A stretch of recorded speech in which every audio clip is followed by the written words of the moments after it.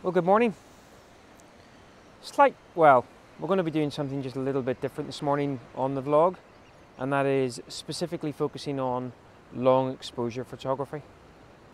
So if you're not into your long exposure photography, look away now. So I'm down here at Ballintoy Harbour, and I thought I would start down here because, as I say, there's a lot of options for doing specifically long exposure photography. Now, of course, when it comes to long exposure photography, you're generally using filters. Not all the time. Obviously, at the edges of the day, pre-sunrise, post-sunset especially, depending on your aperture, you may be able to get away without using filters, but generally you will be wanting to use filters for long exposure. I'm a format high-tech user, have been pretty much exclusively since the start. I did have another brand many years ago when I first started out, but now I'm 100% format high-tech. And I'm actually using, for my ND filters, the Firecrest brand, which is a phenomenal piece of glass, very neutral when it comes to the color cast. And I just really like them. Okay, so just a little bit about the format high-tech holder system itself. So this is actually the first generation holder system, which wasn't without its flaws. I really must get myself the second generation one, which looks absolutely fantastic. However, the concept is still the same. So you have this adapter ring that fits onto the thread of your different lenses, and then you have this little adapter here that actually pops onto the front of that adapter ring, and then your filters themselves slot in to the actual adapter ring itself. So long exposure photography, it's very important that you also apply the basic sort of general concepts and rules as you would to any other style of photography. Even though you're doing long exposure photography, on grey flat days you're probably going to struggle to get a really appealing image. There has to be some light going on in the image. Now, long exposure photography does allow you to shoot in less ideal conditions. For example, if you're thinking of doing a really grand epic view here today, we don't really have the light for it, but there is just subtle light kind of breaking through, especially on the far rock there. So light, pay attention to light even though you're considering doing long exposure. Composition goes without saying. So get your composition set up before you actually put the filter on. So work on that composition, do all the normal things that you would do in terms of the composition of the image. A couple of other tips. Now, I don't have mine attached today, but quite often what I will do is some people will actually remove the strap, but I actually just put a little elastic band around the strap and sort of tie it in.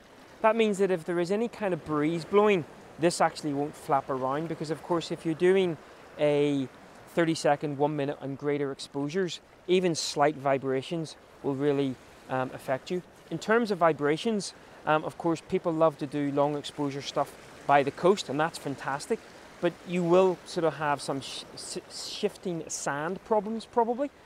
So it's always good to get yourself on a firm setting, and of course it goes without saying as well, a nice firm tripod.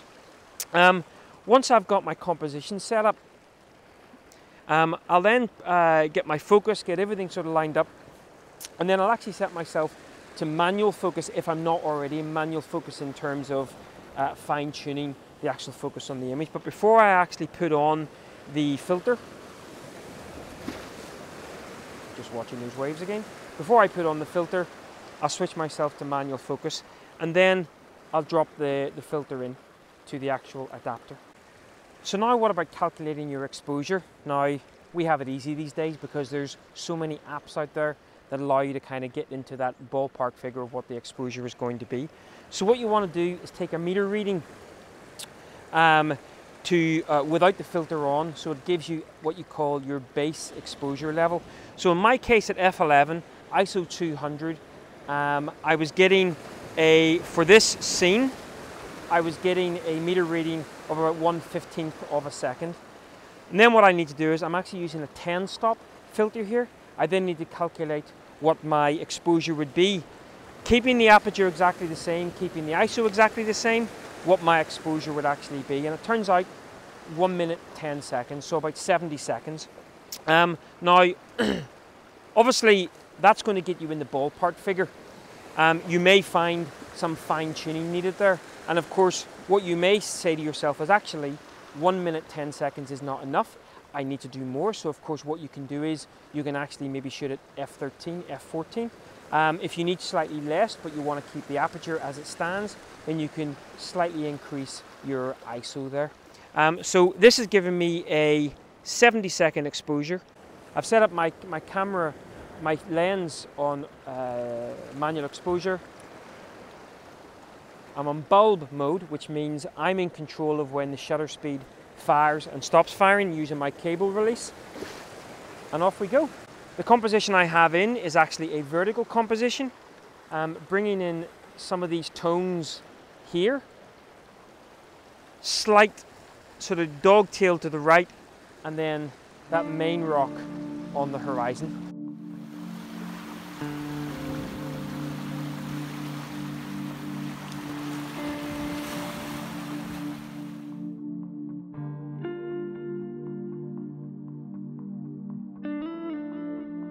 So one of the things I think that quite helps you visualize how a shot is going to look, or what your artistic intent is going to be when you get it back into the post-processing stage, is flicking your camera to use some film simulations.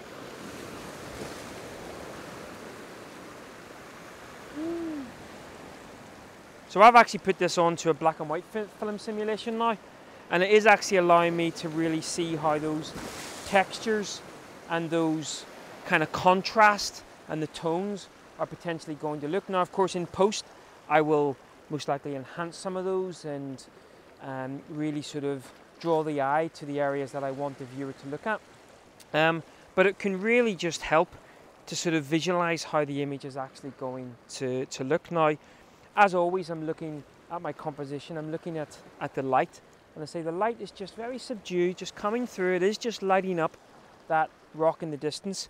And here in the foreground, we obviously have this curve of the line, a curve of the rock, sorry. That's kind of positioned it so your eye kind of sweeps off the rock and then into that main rock on the right-hand side. I've tried it, the main rock on the left-hand side, on the right-hand side, and in the center of the frame. And I think this potentially works best from a composition point of view. So I'm going to carry on here, still shooting on the 10 stop. Now with it getting slightly brighter, on f13 I'm getting about a 50-second exposure. But yeah, so flick yourself over to black and white film simulation if your camera supports it, and that allows you to pre-visualize what the shot's going to look like. So what I've done now is I've still got exactly the same composition, but I've actually slotted in a 4-stop. And this is going to give a totally different look to the actual image. Every other setting is the same. But what I'm looking for is to fire the shutter when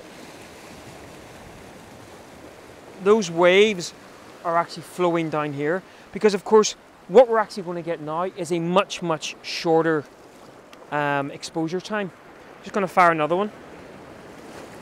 Just as those waves are falling off that rock. So I would still class this as long exposure photography because we're still getting an exposure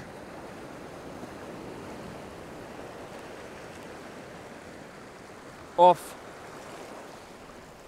it's about 1.1, 1.2 of a second. And so now, because we're not getting the smooth out water, we need to try to create some interest somewhere else. And where that interest is coming from is, let me just turn you around.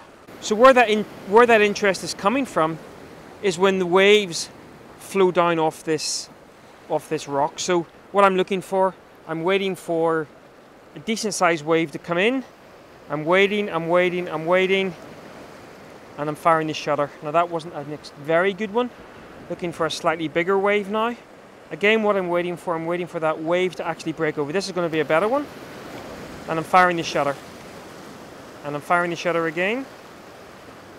And that gives me a couple, and maybe even do another one because there's some nice patterns going on in there. So that last one probably wasn't as interesting, but if we hit our play button, okay, so you can see that we just all of a sudden get just a little bit of interest here now. If I had have just waited on a 4-stop and just shot, let me just that to completely disappear. If I would have waited on a 4-stop and just shot the image now, you can see that it just creates no interest whatsoever. So when you're shooting with an ND that's giving you a shorter exposure time, but still something that's going to add some interest, you want to be shooting things like now. And shoot again now.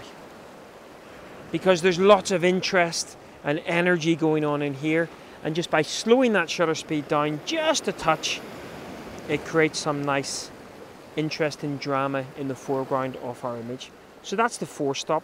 Every other setting was exactly the same.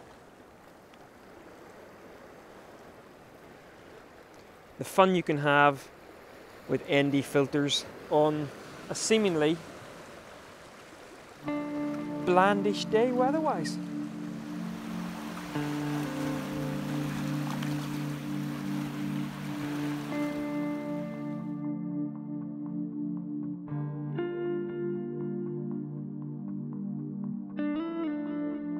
So there may be times when you're using your ND filters that you come across a scene where even though you're using the ND filter, there is still a bit of a dynamic range between the foreground, the midground, and potentially the sky, which is kind of what's going on here. It's not too bad, but there is definitely just some pockets of bright light just above the visible horizon. So what I then do is I use my ND grad as I would for normal landscape photography, along with the ND filter itself. Now, again, all rules apply.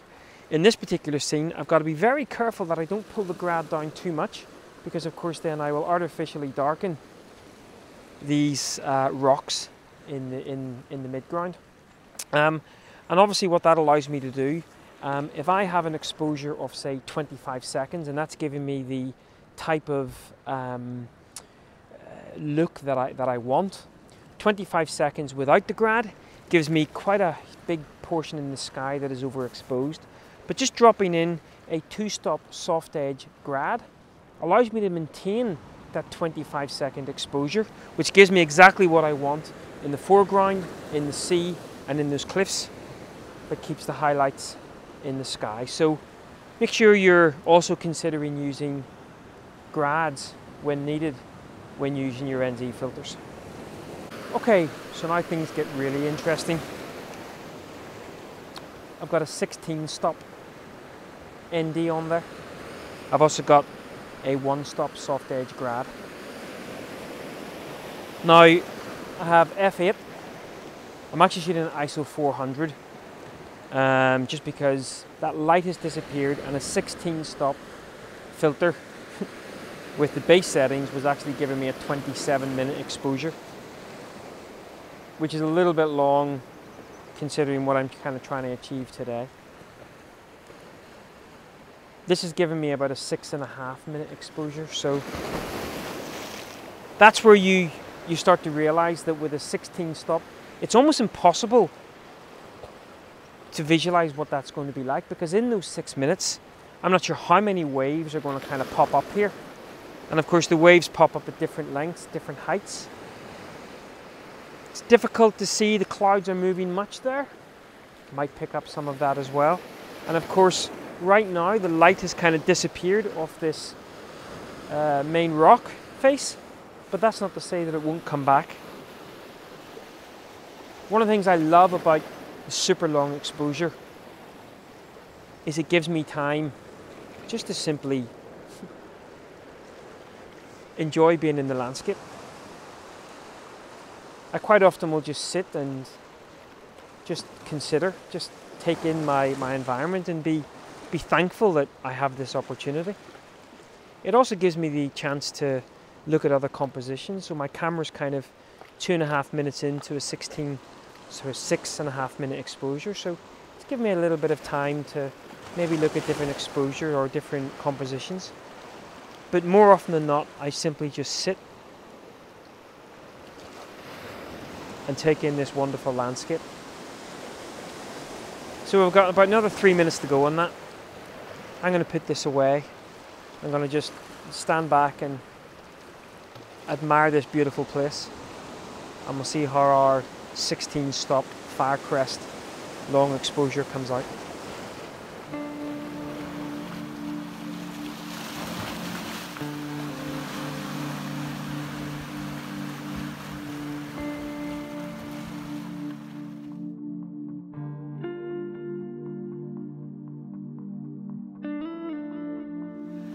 Well, I hope you've enjoyed this little mini tutorial on long exposure photography. I love doing long exposure photography because it just allows me to see in a completely different sort of, fresh pair of eyes. And of course, having a couple of different strengths of ND filters allows me to capture some energy while giving a little bit of interest in the foreground. And then of course with the 10 and the 16 stop, produce some rather pleasing ethereal results. And of course there's a time and a place for each of these.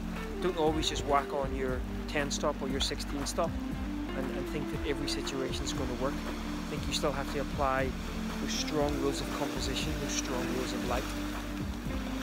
And as I say, I'm using Format High-Tech system, the Firecrest glass, which I really like. And yeah, hope you've enjoyed this, and we'll catch up again soon. Talk from Ballantoy. Have a good day. Bye bye.